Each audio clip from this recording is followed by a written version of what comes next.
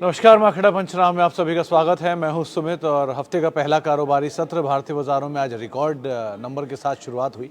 Nifty में आज first half का जो पहला टिक था वो रिकॉर्ड स्तरों पर था, फिर हायर लेवल से थोड़ी सी बिकवाली ज़रूर आई, लेकिन एक अच्छी प्रॉफिट टेकिंग के बाद करीब करीब 23,260 के आसपास कहीं बंद हुए। पूरे दिन निफ्टी 23,300 को होल्ड करता रहा। लास्ट आवर में जाकर थोड़ी बहुत बिकवाली आई, लेकिन कोई बहुत ज़्यादा कोई सीवियर सेल ऑफ नहीं था मार्केट में। फ्लैट टू नेगेटिव साइड पे कहीं निफ्टी बंद हुआ, फ्लैट टू नेगेटिव साइड पे सेंसेक्स बंद हुआ, फ्लैट टू पॉजिटिव साइड पे मिड कैप बंद हुआ। अच्छी खरीदारी थी स्मॉल कैप में, करीब करीब 1-1.5% के आसपास का उछाल था और इसीलिए एडवांस डिक्लाइन वेज आपको एडवांसेस के फेवर में दिखाई पड़ेगा। हालांकि बाजार फ्लैट रहा, लेकिन ओवरऑल जो बाजार की सिचुएशन है वो बेहतर साइड पर थी। बाइंग थी आज पीएसयू बास्केट में, पीएसयू बैंकिंग बास्केट में, पीएसयू कंपनीज़ में। इसके अलावा फर्टिलाइज़र, सीमेंट, यहाँ पे खरीदारी आपको दिखाई पड़ेगी। आज खरीदारी थी निफ्टी बैंक का थोड़ा सा पीछे था तो बहुत ज़्यादा वहाँ बाइंग थी, लेकिन पीएसयू बैंकिंग वहाँ पर भी तेज़ी में था।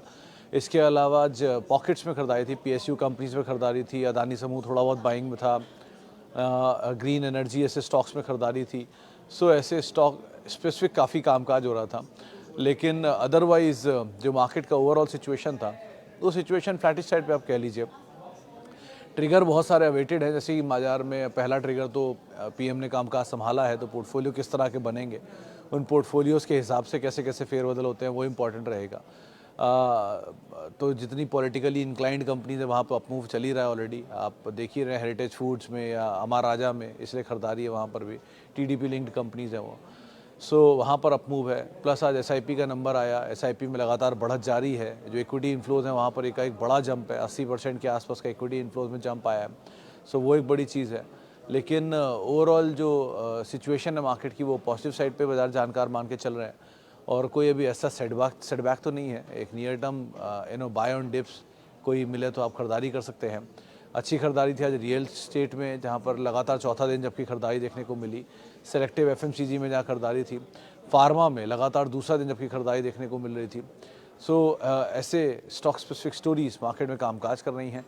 बड़े ट्रिगर के तौर पर बाज़ार जो अभी अवेट करेगा उसमें ये पोर्टफोलियो का किस तरह का एक रिलोकेशन होता है, ये सब चीज़ें हैं। प्लस कैसे कैसे पॉलिसी फ्रंट पर कामकाज होता है, ये कुछ चीज़ें इनको इम्पॉर्टेंट देखेगा मार्केट। मॉनसून का नंबर बेटर ही है सो फार। 2 दिन पहले मुंबई में कल मॉनसून ने स्ट्राइक कर दिया। लेट्स सी आगे कैसे डेवलपमेंट रहता है, लेकिन एग्रीकल्चर बेल्ट के ऊपर कैसा इम्पैक्ट रहेगा, कितना हीट के ऊपर ईज ऑफ होगा, ये 2-3 चीज़ें इसको बाजार बहुत क्रूशली वॉच करेगा। बाकी एज सच कोई ऐसी दिक्कत नहीं है मार्केट में, अभी भी सब खरीदारी का दौर ही देखने को मिल रहा है। चलिए अब सवाल जवाब का सिलसिला शुरू कर लेते हैं और बातचीत कर लेते हैं कुछ सवालों को लेकर जो कि अलग अलग माध्यमों से आते हुए दिखाई पड़ रहे हैं। सुजाता जी का सवाल है, Sumit ji your program is too good, thank you Sujata ji. Please advise for GNFC shares buying at. Sujata ji अभी के लिए तो आप एटलीस्ट होल्ड ही करो क्योंकि सामने मानसून खड़ा है। सो 2 इम्पॉर्टेंट ट्रिगर में, पहला क्योंकि वो आज किसान निधि योजना के तहत प्रधानमंत्री ने एक बड़ा कॉन्ट्रैक्ट साइन किया, तो 9-9.5 करोड़ किसानों को उससे फ़ायदा मिलेगा। सो अगर इनकम बढ़ाने के ऊपर गवर्नमेंट काम करती है, ये गवर्नमेंट एग्जिस्टिंग मोदी 3.0 और प्लस मानसून का नंबर अच्छा रहता है तो फर्टिलाइज़र डिमांड पिकअप करती है, तो ये वैसे भी कंपनी ठीक है, फंडामेंटली ख़राब नहीं है।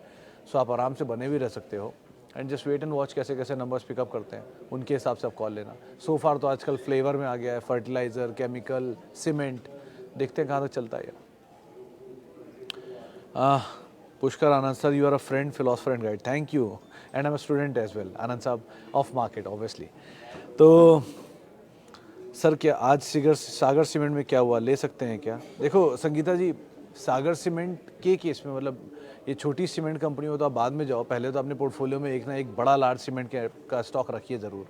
तो उसमें सबसे पहला नाम तो अल्ट्राटेक ही आता है obviously, the best company of cement space. Then comes JK, Dalmia, Shree, even, ये 3 नाम बढ़िया हैं। इनमें से कोई एक नाम आप पिक कर सकते हो। बाकी फिर मिड कैप स्मॉल कैप जो आपके पास सब्सटेंशियल हो जाता है, आप सागर, केसीपी, इंडिया सीमेंट, इनमें से कोई भी नाम पिक कर सकते हो। बट एज ऑफ नाउ पहले तो ये 2 ही 3 रखो। अब हुआ क्या इनमें, वो डेवलपमेंट की बातचीत है, बड़ा इंफ्रास्ट्रक्चर पुश की बातचीत है, लेकिन एक बात बता दूं कि जैसे जैसे मानसून आता है सीमेंट की डिमांड गिरती है और प्राइसेस भी कट होते हैं। सो अगर ये नियर टर्म मूव आ भी रहा है तो बहुत दिन सस्टेन होना नहीं चाहिए। जैसे ही मानसून पास होता है उसके बाद रीडेवलपमेंट दोबारा शुरू होता है और प्राइसेस भी हाइक होते हैं, होता है ना, दिवाली के आसपास मरम्मत एंड ऑल होती है। तो वापस फेस्टिवल से पहले डिमांड पिकअप करने लगती है। तो अभी थोड़ा सबड्यूड होना चाहिए सीमेंट को, अभी चल रहा बात अलग है, लेकिन आमतौर पे उम्मीदें कम ही है कि मानसून में बहुत अच्छी डिमांड आती है सीमेंट की। Okay, I have 25 share of Sanofi at 7400, should I hold it for long term and book some profit? देखो सर, अभी के लिए तो आप विजय जी होल्ड कर सकते हो, बट अगेन फार्मा में अभी कोई बहुत ज़्यादा चला है नहीं, सेक्टर बहुत ज़्यादा तेज़ी आई नहीं है, तो यहाँ तो अभी मेरे ख्याल से होल्ड करना ही चाहिए आपको। और दूसरा वैसे भी ये वो स्टॉक हैं जिनकी इक्विटी है छोटी, कंपनी है ग्रोइंग, अच्छा ब्रांड है, पुराना प्लेयर है, मल्टीनेशनल प्लेयर है, सो रिस्क बहुत ज़्यादा होते नहीं यहाँ पर, तो आप आराम से सस्टेन भी करो, होल्ड भी करो, कोई दिक्कत नहीं होती यहाँ पर। बट ये है कि एक सब्सटैंशियल गेन के बाद आप एटलीस्ट थोड़ा कैपिटल निकाल लेना और बाकी के साथ आप बने रहो तो कोई दिक्कत नहीं है। अच्छी सी है क्वांटिटी, तो आप अगर ऐसा लग रहा है तो 5 शेयर या 10 शेयर बेच के 15 शेयर या फिर 20 शेयर होल्ड करो थ्रू आउट लाइफ, उसमें भी कोई दिक्कत नहीं है। It's a good portfolio stock impact. Sanjeev Singh sir, प्रणाम sir, I have cash ₹20 lakh, should I invest at this time or wait some more time, please tell me and which sector and location percentage? Sen साहब देखो, मैं कभी ये नहीं बोलूँगा कि आप अभी रुक जाओ, क्योंकि बाज़ार में ना अगर आप आउटराइटली या लॉन्ग टर्म जाना चाह रहे हो तो कोई दिन भी बुरा नहीं होता। इट इज़ जस्ट कि आपका होराइजन लॉन्ग टर्म होना चाहिए और इट इज़ जस्ट कि आपने क्वालिटी चीज़ें पिक कर रखी हो। आपके लिए मैं ये राय रखूँगा, क्योंकि आप अगर बाज़ार में नए हो और आप बहुत सारी चीज़ें नहीं जानते हो, तो आप ये कर सकते हो कि आप 3 या 4 हिस्सों में इन पैसे को बांट लीजिए। आपने 20 लाख की पूंजी बोली है तो 5-5 लाख की 4 पूंजी बना लीजिए। इन 4 हिस्सों को आप पहला हिस्सा निफ्टी ईटीएफ में डालिए, दूसरा हिस्सा आईटी ईटीएफ में डालिए, तीसरा हिस्सा बैंक ईटीएफ में डालिए, चौथा हिस्सा फार्मा ईटीएफ में डाल दीजिए। ये 4 ईटीएफ आपके बन गए, आप उनमें थोड़ा थोड़ा पैसा डाल सकते हैं। अगर आपको लगता है कि नहीं मैं आउटराइटली स्टॉक में जाना चाहता हूँ, तो फिलहाल लार्ज कैप से ही आप शुरुआत करिए। और अगेन ये जो 4 हिस्से बनेंगे 5 लाख के, ये भी एक आउटराइटली नहीं जाएंगे, ये 5 हिस्से भी 50-50 हज़ार के 10 हिस्सों में फर्दर कन्वर्ट होंगे, जो हर फॉल में आप ऐड करते जाएंगे। यानी कि जैसे अभी कोई आपने पहला हिस्सा लिया, 2-3 दिन में निफ्टी में एक गिरावट आ गई, कोई गिरावट आई उसमें आपने ऐड कर लिया, या निफ्टी या नेक्स्ट 50 में आप जहाँ चाहो उन दोनों में से, उसमें आपने किसी गिरावट में एक हिस्सा ऐड किया, फिर वेट किया, फिर नेक्स्ट 50 हज़ार के लिए आप मार्केट को देखते रहिए। विद टाइम क्या होगा कि आपके पास धीरे धीरे धीरे धीरे पूरा एक हिस्सा मार्केट में लग भी जाएगा और आपकी कॉस्ट भी नीचे आ जाएगी। 1, 2, क्योंकि वो ईटीएफ है तो स्प्रेड होता है रिस्क। जैसे अगर मान लीजिए निफ्टी आईटी का सबसे बड़ा वेटेज होता है टीसीएस और इन्फोसिस, अगर वो दोनों नहीं भी चले तो बाकी चल जाएंगे, तो आपकी ईटीएफ पे कोई बहुत इम्पैक्ट नहीं आएगा, वो धीरे धीरे चलते ही रहेंगे। सो इसीलिए आप डाइवर्सिफाइड भी हो गए और आप एक्सपोजर भी आपका सेक्टर में हो गया। विद टाइम जैसे जैसे आप बाजार को समझने लग जाएं, चीज़ें बेटर होने लग जाए आपके लिए, आप slowly and steadily large cap, mid cap, small cap ऐसे करके एक्सपेंशन करिए। लेकिन पहली प्रायोरिटी में अगर आपको कुछ नहीं समझ में आता तो ETF is the best policy. ETF कौन सा? एसबीआई के ईटीएफ है, निपॉन के ईटीएफ है, जिनको आप फॉलो कर सकते हैं। Sir please suggest some value buy for next 5 year for Modi ji third term. Ranjan sir देखो, it is not related to Modi ji's third term, it is related to market for longer duration of time. HDFC Bank is a very good bank at a very good price, at a very good value even. आप उसको देख सकते हो for a longer duration of time. आप नहीं चला का अगर लॉजिक दोगे तो बात अलग है, लेकिन otherwise it's a very good bank और बहुत समय से चला नहीं है। 2, सीमेंट में से JK cement was an excellent company, वो पहले ही बोला है, मैं 1400 रुपये से बोल रहा हूँ, 4-4.5 हज़ार हो गया, अभी भी it's a very good company, आप आराम से उसे एक्यूमुलेट कर सकते हैं। United Spirits is a very good company. Mid cap में इवन आप और नीचे जाना चाहो तो KEI इज़ गुड बट थोड़ा चला हुआ है, poly cab is good, Indigo is good. Her sector के लीडर्स को पहले आइडेंटिफाई कर लीजिए, उनको थोड़ा थोड़ा ले लीजिए। इनफैक्ट ये क्या कंपनी का नाम मैंने लिया था, अल्केम लैब, बहुत अच्छे दाम पर अवेलेबल थी अभी, अब तो फिलहाल वो 4,400 से बढ़ के 5,000 आ गया, लेकिन ठीक है, बहुत महंगा नहीं है, अभी भी आप आराम से उससे ले सकते हैं। फार्मा में वो है, TCS से, IT से TCS इन्फोसिस उठा लीजिए, या फिर आप ये जो नई कंपनी इंडीजीन, ये थोड़ा और समय अगर बाजार में बिता ले तो ये भी बहुत अच्छी कंपनी बन के निकलेगी, जहाँ तक मेरा आइडिया कहता है। सो क्योंकि प्रॉफिटेबिलिटी देख रहा हूँ इन सबके मैं कंपनियों के 5-5 साल 10-10 साल में किस तरह से जंप हुआ है, वो एक चीज़ बहुत अच्छे से आई कैची है। सो इसलिए आप इन पे नज़र रख सकते हैं। अभी इस समय सबसे कम रिटेल पार्टिसिपेशन जिन सेक्टर में है उसमें IT है, उसमें केमिकल है, जहाँ पर रिटेल स्लोली एंड स्टेडली अपना हिस्सा घटा रहा है, जहाँ बढ़ा रहा है वो है PSU। मासिव PSU में बाइंग हो रही है रिटेल की, और ये इंडिकेट करता है कि शायद वहाँ पर possibilities of gain is very less now. तो इस चीज़ को आप ध्यान रखिए। पुरानी ट्रैक रिकॉर्ड तो यही कहता है, बाकी अब देखते हैं आगे।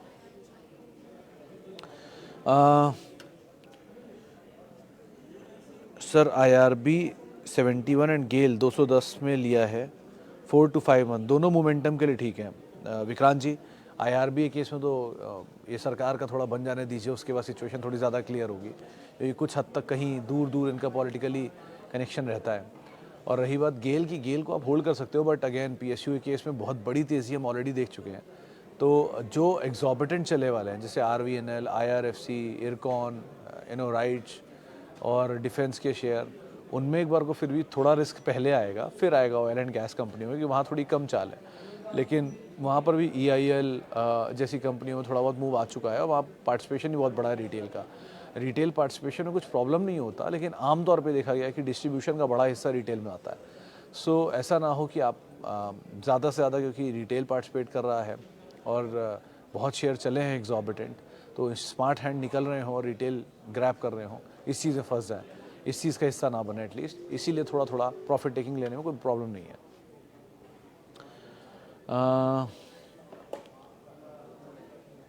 HCL का हाल बताओ sir.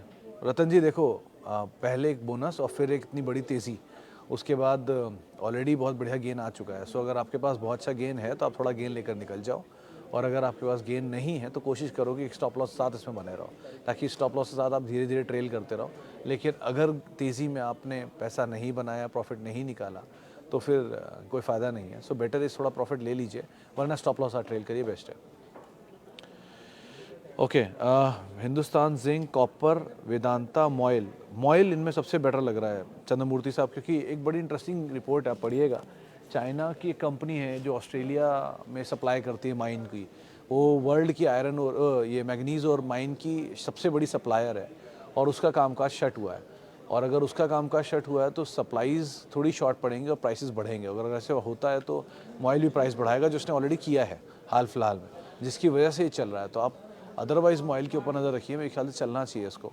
So MOIL is better, then comes Hindustan Zinc, Vedanta is follow up buying of Hindustan Zinc, क्योंकि अगर हिंदुस्तान जिंक चलेगा तो वेदांता प्रॉक्सी प्ले हो जाता है। तो अभी के हिसाब से हिंदुस्तान जिंक से बेटर वेदांता है, लेकिन मीडियम टर्म के लिए, लॉन्गर ड्यूरेशन ऑफ टाइम के लिए Hindustan Zinc is better, and then comes Hindustan Copper and Vedanta. So थोड़ा ट्रिकी होगा, क्योंकि मेटल में और किसी भी एग्री कमोडिटी में या कमोडिटी रिलेटेड स्टॉक में entry and exit is very crucial. तो एंट्री तो नहीं, एग्जिट इज़ वेरी क्रूशियल। तो ज़रा इसका ध्यान रख कर ही आप कॉल लीजिएगा। अगर आप लॉन्गर ड्यूरेशन ऑफ टाइम के लिए ले रहे हैं तो इन चीज़ों को आधार मानकर ही आप एंट्री करिएगा। ओके, रिलायंस इंफ्रा, तनु जी अवॉइड ही करिए, ज़्यादा बेटर है। मतलब न्यूज़ फ्लोज, इवेंट, ट्रिगर, इन पे चलने वाले स्टॉक हैं ये। टर्न अराउंड होप्स, सो चल गया तो बहुत अच्छी बात है, लेकिन फंडामेंटल जब तक नंबर सपोर्टिव नहीं होंगे तब तक it's difficult to say anything. तो ज़रा उस हिसाब से आप काम करना है, इसमें कुछ भी कर रहे हो तो। ओके, इसके अलावा कुछ और सवालों को भी शामिल कर लेता हूँ। हाँ, सर बोरोसिल साइंटिफिक के 75 शेयर हैं, 97 रुपये की बाइंग के। बोरोसिल लिमिटेड और डीमर्जर से मिला है, आगे का व्यू। जयप्रकाश जी देखो, ये कंपनी है बेसिकली जो बोरोसिल लिमिटेड है, जो कि ग्लासेस एंड घर का यूटेंसिल्स बनाती है। उसकी एक आर्म है जो कि कामकाज करती है साइंटिफिक प्रोडक्ट्स के अंदर। साइंटिफिक प्रोडक्ट्स यानी कि जो लैब के टेस्ट ट्यूब, लैब के बीकर एंड ऑल होते हैं, उनके लिए इस कंपनी के 3 मेजर बिजनेस है। उसमें एक साइंटिफिक लैब वगैरह का प्रोडक्ट है, दूसरा फार्मा पैकेजिंग के अंदर है, और तीसरा भी एक कारोबार है जो कि इनके लॉजिस्टिक में इस्तेमाल होता है। ये सब कारोबार के अंदर एक कंपनी का 67% मार्केट शेयर है। तो ये कंपनी है तो स्ट्रॉन्ग फुट होल्ड रखने वाली कंपनी। 2 दिन पहले ही मैनेजमेंट आया था इसका हमारे चैनल पे ही, आप सुनिएगा एक बारी उनको, वहाँ आपको बहुत हद तक डिटेल मिल जाएगी किस तरह की ग्रोथ कंपनी देख रही है। स्टैंड लोन बेसिस पे कंपनी के नंबर अच्छे हैं, 15% की प्रॉफिटेबिलिटी ग्रोथ की बातचीत कंपनी कर रही है। सो अभी के लिए तो आप एटलीस्ट होल्ड कर सकते हो। नया नया डीमर्जर है, लोअर सर्किट लग रहे थे उस टाइम।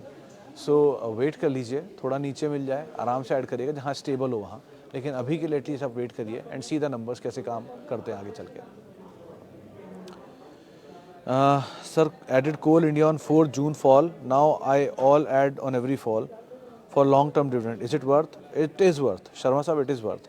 डिविडेंड स्टोरी के लिए it is a good company otherwise, क्योंकि ये इसकी खुद की सब्सिडरी हो, महानदी कोल्ड फील्ड और बाकी जो 9 सब्सिडरीज हैं, उनसे इसको अच्छा डिविडेंड आता है, और उस डिविडेंड को ये पे ऑफ करती है अपने कैश फ्लो के साथ मिला के। सो अच्छी, क्योंकि सरकार इसकी पेरेंट है तो डिविडेंड तो ये कंपनी देगी ही, तो डिविडेंड फ्लो तो अच्छा है। बाकी फॉल में ऐड करिए ज़्यादा बेटर, ताकि आपकी यील्ड अच्छी होती रहे। कोई भी डिविडेंड यील्डिंग स्टॉक अगर आप ट्रैक कर रहे हो या लेना चाहते हो, उसको हमेशा किसी फॉल में ही ऐड करना, तभी आपके लिए वो ज़्यादा बड़ी यूटिलिटी क्रिएट करेगा, वरना आप उसके प्राइसेस पे उलझ के रह जाओगे। सो बेटर इसकी यील्ड बेटर हो तब आप एंटर करिए, और वो हर फॉल में अच्छा होगा। सो एक अच्छा वाइज डिसीजन था उस समय जो आपने किया, और आगे भी ऐसा कोई फॉल मिले तो आप ऐड कर सकते हो। Sir, is it right time to enter Bharti Airtel CMP, considering as a long-term view, currently not having any equity from this segment? Sir, Gaurav ji देखो ऑल टाइम हाई पर है भारती एयरटेल, सो इस समय पर उसमें एंटर करना थोड़ा सा रिस्की तो हो सकता है, बट अगेन एक ही चीज़ है कि इसमें रिटेल का सच में पार्टिसिपेशन ऑलमोस्ट नील है। अभी भी ये डिनाइल स्टोरी में ही चल रहा है। मतलब कोई भी टेलीकॉम की स्टोरी प्ले करना चाहता है तो पहले वोडाफोन पकड़ता है इंस्टेड ऑफ भारती एयरटेल। सो अगर आपके पास है तो आप ऐड भी करना चाहो तो आप ऐड कर सकते हो, but in a very small quantity, so that जो रिस्क ऑफ फॉलिंग डाउन है वो आप मिटिगेट कर दो। तो अगर मान लीजिए आप से 100 शेयर या 200 शेयर लेना चाहते हैं, तो आप 30 शेयर 100 में और करीब 40 से 50 शेयर 200 में ऐड कर सकते हैं यहाँ पे, and slowly and steadily her fall के साथ आप धीरे धीरे धीरे धीरे ऐड करिएगा। सो आपके पास ताकि क्वालिटी भी आ जाए और क्वांटिटी का जो प्राइस है वो नीचे की तरफ आ जाए, तो आपके लिए ज़्यादा बेटर रहेगा। लेकिन आउटराइटली अभी एक बार में किसी भी पोजीशन को लेना इस समय लॉजिक नहीं है, क्योंकि बाजार अपने ऑल टाइम हाइस पर है, तो रिस्क हमेशा ही रहेगा। ऐसा नहीं है कि वो 4 जून के बाद कोई बाजार में फॉल नहीं आएगा, बाजार में फॉल आएंगे और उस तरह की स्टीप इंटेंसिटी के भी आ सकते हैं। सो बेटर इसकी थोड़ा थोड़ा कैपिटल डिप्लॉय करें, वो ज़्यादा बेटर रहेगा। Okay,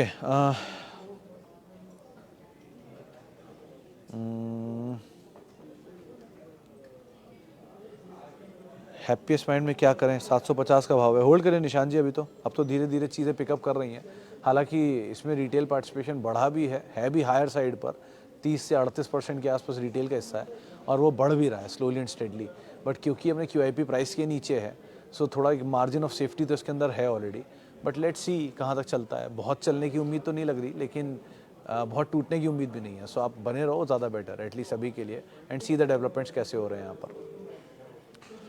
Sir, view on BDL, Railtel, RFL, Concor for long term. Better is Container Corp seems the best among all. बाकी इन सब में अगर आपको गेन है, BDL, Railtel, Ircon, राइट्स, तो आप थोड़ा पैसा निकाल लीजिए, वो ज़्यादा बेटर है। एटलीस्ट अपना कैपिटल निकाल लीजिए, और बाकी फ्री के शेयरों के साथ आप थ्रू आउट लाइफ बने रहिए, कोई इशू नहीं है। आप छोटी क्वांटिटी के साथ थ्रू आउट लाइफ बने रहिए, वो भी कोई इशू नहीं है। लेकिन एक हिस्सा अपनी पूंजी का निकाल के रख लीजिए, क्योंकि एक तेज़ी आई है उसमें प्रॉब्लम नहीं है, लेकिन तेज़ी बहुत कम समय में आई है, उससे प्रॉब्लम है। क्योंकि इतनी बड़ी तेज़ी इतने कम समय में आई है, जबकि अर्निंग अपग्रेड नहीं हुई। 100 रुपये कमाने वाली कंपनी अगर 105 रुपये कमा रही है, लेकिन उसका शेयर जो 200 रुपये था वो 1000 रुपये हो जाएगा, तो आप खुद ही अंदाज़ा लगाइए कि इस तरह का मासिव जंप अगर अर्निंग में नहीं आया लेकिन स्टॉक प्राइस में आया, तो आज नहीं तो कल वो अर्निंग को फॉलो करेगा, तो थोड़ा रिट्रेस होगा। उस रिट्रेसमेंट से बचने के लिए एटलीस्ट कैपिटल निकाल लीजिए और फ्री के शेयरों के साथ बने रहिए, कोई दिक्कत नहीं है। Sir, Bikaji is good share to invest for long term at current PE? I doubt. Dhruv साहब अभी तो बहुत महंगा है, थोड़ा नीचे आने दीजिए, वो ज़्यादा बेटर है। Can you suggest a stock from capital market segment for longer duration of time? Akshay ji, capital space में तो आपके लिए कोई ब्रोकर तो नहीं बोलूँगा। CDSL, BSC एंड प्रोटीन सीम सबसे सही इन सब में, तो पहली प्रायोरिटी में तो प्रोटीन रखिए। देन किसी फॉल में अगर आपको मिल जाए तो BSC and CDSL are good. लेकिन अभी क्योंकि वो बहुत ज़्यादा लोडेड बाय रिटेल है, आज वो रिटेल का मैं इतना जिक्र इसलिए कर रहा हूँ, कल ही मैंने वो शीट बनाया था, इसमें सारे रिटेल का पार्टिसिपेशन है। उसमें मैंने एक दो चीज़ मेरी ऑब्जर्वेशन है कि एक सारे वही नामी गिरामी स्टॉक्स जहाँ पर जिनमें कोई चाल नहीं है, जैसे बंधन बैंक, जैसे इजी माई ट्रिप, जैसे पूरा PSU basket, selective bank, even HDFC bank भी उसी में आता है, जहाँ पे स्वान एनर्जी, ये सब में थोड़ा थोड़ा रिटेल बढ़ा रहा है पोजीशंस, लेकिन इनकी क्वांटम बहुत कम है। लेकिन जो बड़ी क्वांटम में उठे हुए हैं उसमें इजी ट्रिप आता है, जियो फाइनेंशियल आता है, इस सब में बहुत मासिवली रिटेल का पार्टिसिपेशन बढ़ा है। जहाँ नहीं बढ़ रहा है वो है IT, all large cap, TCS, Infosys, HCL tech Mahindra, है ही नहीं। 2% 3% रिटेल का हिस्सा है इसमें खाली। और केमिकल में आरती जैसी कंपनी में लगातार स्टेक घट रहा है, 3 क्वार्टर से लगातार रिटेल का हिस्सा घट रहा है। सब BSE पे अवेलेबल है, आप लोग क्रॉस चेक कर सकते हैं। सो ये फार्मा, IT एंड केमिकल, सो लग रहा है कि ये would be the next driver जहाँ पर नज़र रखनी चाहिए आपको। सो इस लिहाज से एक बार को मैं बोल रहा हूँ कि थोड़ा सा शिफ्ट अगर आप करना चाह रहे हैं तो ये हिस्सा हो सकता है जहाँ पे आप लोग शिफ्ट कर सकते हैं। चलिए अब फ़िलहाल अब इतने सवालों को शामिल करूँगा। माफ़ी उन सभी लोगों से जिनसे बातचीत नहीं हो पाई। बहुत बहुत शुक्रिया उन सभी लोगों का जिनसे बातचीत हुई। अच्छा, एक सवाल जाते जाते ओललू राणा जी का आया। सुमित सर बहुत अच्छा काम कर रहे हैं, thank you sir, I am एक follower, thank you from I have you already taken profit from Swan. ठीक है, स्नोमैन में प्रमोटर ने फिर से मान लिया है। क्या मेरे ख्याल से 55 रुपये के आसपास आके प्रमोटर बार बार एक्टिव हो जाता है, तो ये इंडिकेट कर रहा है कि प्रमोटर इज़ ऑल्सो ट्राइंग कि ये शेयर एक ही जगह दबा रहे ताकि वो ज़्यादा से ज़्यादा क्वांटिटी इकट्ठी कर पाएँ। ऐसा हो सकता है, पॉसिबिलिटी है, लेकिन 55-65 की रेंज में कहीं माल बार बार उठ रहा है। सो एज ऑफ नाउ तो ये सपोर्ट है आपके लिए 55 रुपया। आराम से 54-55 रुपये का स्टॉप डाल के बैठिए। अगर वहाँ एक्टिविटी होती है तो लीजिए, वहाँ पर आप भी ज़्यादा सेफ है। 53 हो जाएगा आपके लिए स्टॉप लॉस, आप 53 का स्टॉप लॉस लेके आप लॉन्ग जा सकते हैं। लेकिन अभी के लिए वो मुझे सेफ बेट दिखाई पड़ रहा है। नंबर भी स्टेबल थे इस बार के। लेट्स सी आगे कैसे क्या होता है, but company is getting, situation is getting better from last 2 quarters at least. चलिए फिलहाल अब इतने सवालों में बात करेंगे, बाकी अब बातचीत होगी 5:30 बजे। और आप सबसे मुझसे जुड़ सकते हैं @सुमित रिसर्च मेरा ट्विटर हैंडल है, सोशल मीडिया हैंडल है। किसी भी निवेश से पहले अपने वित्तीय सलाहकार की राय ले लें और CNBC आवाज़ के यूट्यूब फेसबुक पेजेस पे आप हमारे साथ जुड़ सकते हैं। नमस्कार।